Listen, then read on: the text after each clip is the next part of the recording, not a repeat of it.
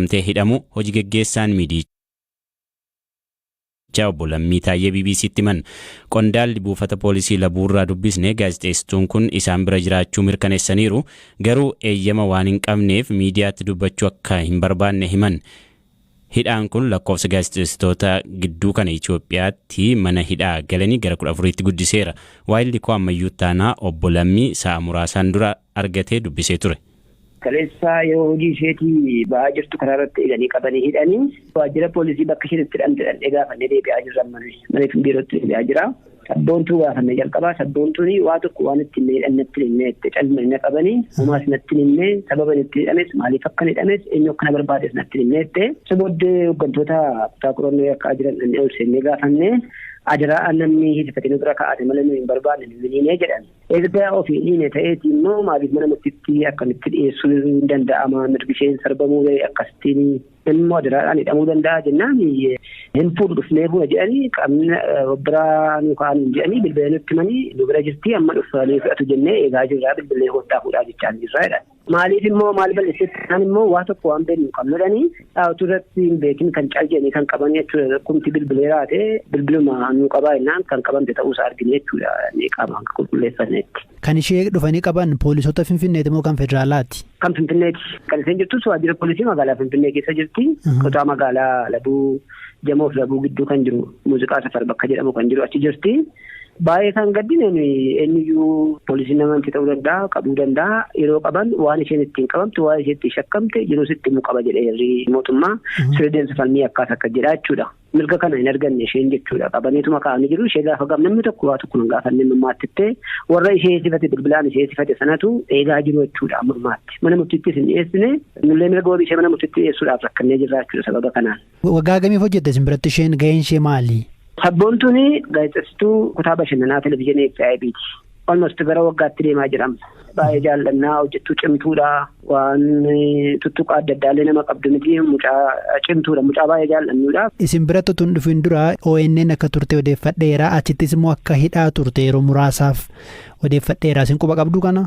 Akka odeetti dhagayeera yeroo sana isheenis qabanii yeroo gallattisan jechuu dhagayeen jira. Dhimma achi ture naa ta'e yeroo sana expire ta'uu danda'a yeroo ammaa laalamtee barbaachisanii gallattisan yoo ta'an dhimma sana yoo ta'e har'a qabuun seera qabeessa ta'e natti mul'atu ana. Innillee sababa ta'uu danda'a yaada jedhu hin qabu.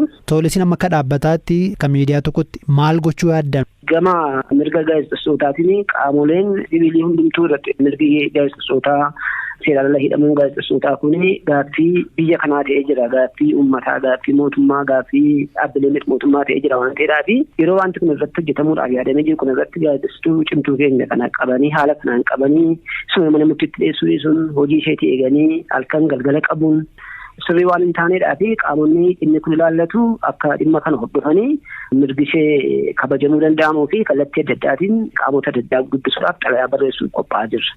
Dhiheenya kana irra deebiin ka dubbisne obbo Lammiin gaazexeessituu sabboontuun poolisoota Oromiyaan gara magaalaa Bishooftuutti geeffamuu ishee mirkaneessaniiru. To'annoo jala ooluu sabboontu Ahmad hordofee ibsa kabaasee waldaan gaazexeessitoota Oromiyaa ogeeyyii miidiyaa ajaja mana murtiif badii tokko malee halkan daandiirraa qabanii hidhuun sirna ijaarsa deemokiraasii biyyi keenya eegalte irratti gufuu ta'a jechuun ogeeyyiin miidiyaa sodaa tokko malee hojii isaanii akka hojjetan gochuun dirqama mootummaati jedhee akka amanus maxxanseera.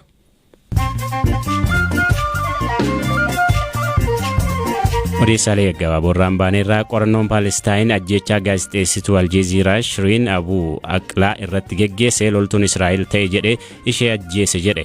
Abbaan alangaa Paalestaayin bu'aa qorannoo isaa yeroo ifa godhu humnoota naannicha to'ataniin dhukaasa takkittii dhukaafameedha kaayyoon isaas ishee ajjeesuudha jedhe. Ministeerri Israa'el bu'aa qorannoo kanaan gonkumaa sobadha jechuun morme. Abbaan warraa barsiistuu mana barumsaa Teeksaas Yuuvolditti dhukaasa banameen ajjeefamtee Joo Gireeshaan dhukkuba onneen tasa lubbuun darbe. Barsiistuun Irnaa Gireeshaa jedhamtu waggaa 23 barsiisaa akka turte yoo ta'u haleellaa dargaggeessa waggaa 18 raawwatee namoota 21 galaafate keessa lubbuun ishee darbe. Twitter ragaa maamilootaa dabarsee kennuun US keessatti $100 miliyoona 150 dabame. Miidiyaan hawaasummaa fayyadamtoota hedduu qabu waliigaltee qaamolee qabiyyee fi ragaa maamilootaa hordofan waliin qabu cabsuun manni murtii US ibseera. Twitter ragaalee maamilootaa akka lakkoofsa bilbilaa fi iimeeyil qaamolee beeksisaaf dabarsee akka hin kennine waadaa qaba. Erga daa'imman reef dhalatan 11 balaa ibiddaa hospitaal Senegaalitti mudateen du'anii booda pirezidaantiin biyyattii Macky Sall ministeera fayyaa Abdoulaye Diouf Sarr aangoorraa ari'an pirezidaantichi gadda guyyaa 3 labsaniiru.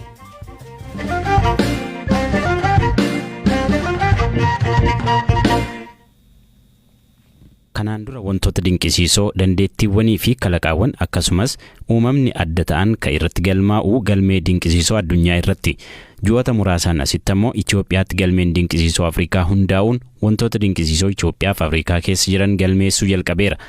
Kubbaaniyyaa haadha waan Afrikaa Initiative jedhamu jala ka jiru jaarmiyaan galmee dinqisiisoo Afrikaa haga ammaatti Itoophiyaa keessaa wantoota 14 galmeessuu ibseera. Albamni Hacaaluu Hundeessaa maal mallisaa jedhus Itoophiyaa keessaa gabaa muuziqaa addunyaa irratti dursuudhaan galmee dinqisiisoo Afrikaa irratti galmaa'uu fi ofii galmeen dinqisiisoo Afrikaa Itoophiyaatti jalqabee maali? Hundeessaa fi hojii geggeessaa galmee dinqisiisoo Afrikaa kataan obbo Ashannaa fi Alamuu haala hundeeffamaa fi hojiilee dhaabbatichi hojjetu irratti BBC waliin turtii taasisaniiru yoom hojii akka eegale ibsuun eegalu. የአፍሪካ ድንቃድንቅ መዝገብ ከተመሰረተ ወደ 8 ወር ሆኖታል። ኦፕሬሽናል ሆኖ dhaabbanni galmee dinqisiisoo Afrikaa kun erga hundaa'ee amma gara ji'oota 8 ta'eera. Qabatamaadhaan erga hojii jalqabne ammoo ji'oota 3 darbeera. Dhaabbata kana hundeessuuf kan nu kakaase tokko qabeenyi keenya qixa sirriin hin beeksifamne. Hojiin miidiyaa keenyaa booddeetti hafaadha. Waa'ee keenya beeksisuu caalaa warri adiin waa'ee keenya maal jedhu jenneet eegna. Gootota keenya hin dhaadheffanne. Kanaaf gootota keenya hamma warri adiin beekamtii kennaniifitti eegneeti ka beeknu. Nuti immoo gootota keenya ilaalcha keenyaan madaala keenyaan uummachuu qabnaa jenneeti kakaane. Obbo Ashannaafiin akka jedhanitti hojii ijoon galmee dinqisiisoo Afrikaa Itoophiyaa fi Afrikaa beeksisuudha. Galmee kanarratti maaltu akka galmaa'us akkanaan himan. ሰዎችን ብቻ አይደለም እንመዘግበው ኢትዮጵያ ላይ ያሉ የወፍ ሀብቶች ሪከርዶች nuti kan galmeessinu namoota qofa miti bineensota Itoophiyaa keessatti qofa argamanis ni galmeessina wantootni Itoophiyaa keessatti qofa argaman hedduutu jiru garuu wanti beekame muraasa kanaaf nuti wantoota adda ta'an kanneen Itoophiyaa keessatti qofa argaman galmeessina wantootni adda jedhamanii galmee dinqisiisoo Afrikaa kanarratti galmaan gosa hedduudha namoota bineensota ispoortiidhaan kennaa adda tiin kalaqaan uumama adda addaa hunda kan hammatu ta'a. Nuti of dandeenyee hojjechuu barbaanna ka jedhan obbo Ashannaafiin garuu dhaabbata galmee dinqisiisoo addunyaa waliinis hojjechuuf waliin dubbachaa jiraachuu himaniiru.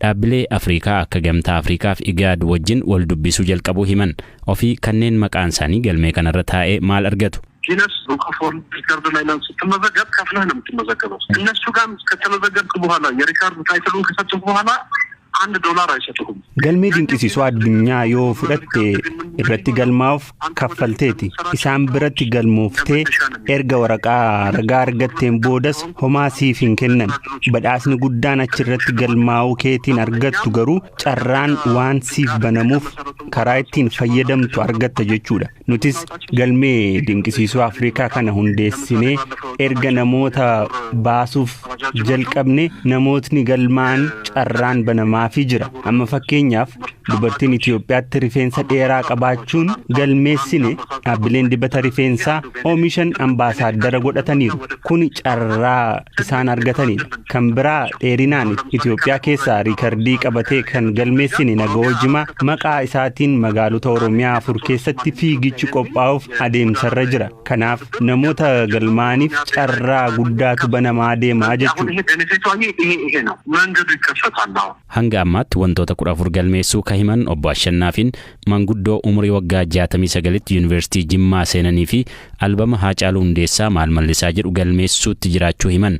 Maal mallisaa waggaa har'aa yeroo gadhiifamu artistoota bebbeekamoo idil addunyaa ta'an hedduu gulantaa gurgurtaa idil addunyaa irratti dursaa ture. Gabateewwan gurgurtaa muuziqaa Ameerikaa, Ingiliz, Kanaadaa fi Awustiraaliyaa dursuudhaan to'atee ture. Kuni gabaa muuziqaa Itoophiyaa keessatti waan takkaa argamee dhagahamee hin beekne. Galmeen dinqisiisoo Afrikaa kun Afrikaa hunda ni hammata ka jedhan obbo Ashannaafiin guyyoota 20 booda gara Morookoo deemuuf jiraachuu himan. Morokootti haati biyya maalii tokko si'a tokkoon daa'imman 9 deessee turte. Kun rikoordii addunyaati. Nutis qaamaan achi deemne beekamtii kenninee fi galmee kanarratti galmeessina jechuun dubbataniiru.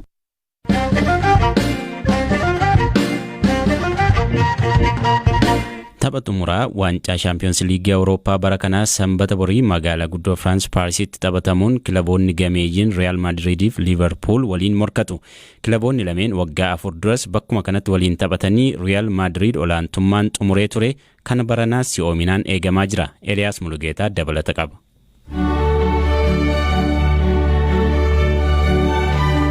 Nami kubbaa miilaaf jaalala qabu kamuu taphi kun akkas jala darbuun fedhu. Kanneen fedhii kubbaa miilaa hagas maran qabnellee waa'ee falmii kanaa asiinis ta'e achiin dhaga'anii jiru. Seenaa Shaampiyoons Liigii Awurooppaan marroo 13f waancaa kaasuun morkataa kan hin qabne Real Madrid kilaba marroo 6f shaampiyoonaa ta'an Liverpool wajjin falmii cimaa taasisu. Kilabni cimaa Speen keessaa Madridoonni tapha gulaallirraa eegalanii akkitti waancaaf ga'an ajaa'iba waan jedhamuu danda'udha. Chelsea, PSG fi Manchester City akka isaan irra aanan namoota hedduu raaje. Taphoota kanneen mo'amanii roosoo jedhamanii taphicha obba'uuf wayita jedhutti qilleensi milkii gara isaanii guuruun mo'atu. Jifataan isaanii Karim Benzema yeroo kamuu caalaa ga'umsa bareedaarra argama. Taphoota Champions League baranaa irratti galchiiwwan 15 lakkoofsuun kan dursaa jiru Benzemaan La Liga Spain irrattis gooliiwwan 27 galchuun taphataa urjii ta'uun baricha xumureera. Waa'ee kilaba isaa isa biraa Vinicius Junior yoo kan ilaallu ta'e akka baranaatti gooliiwwan hedduu lakkoofseen beeku. Taphattoonni ciccimoon lamman kun tapha sanbataan sarara ittisaa Liverpool akkaan qoru jedhamee eegama.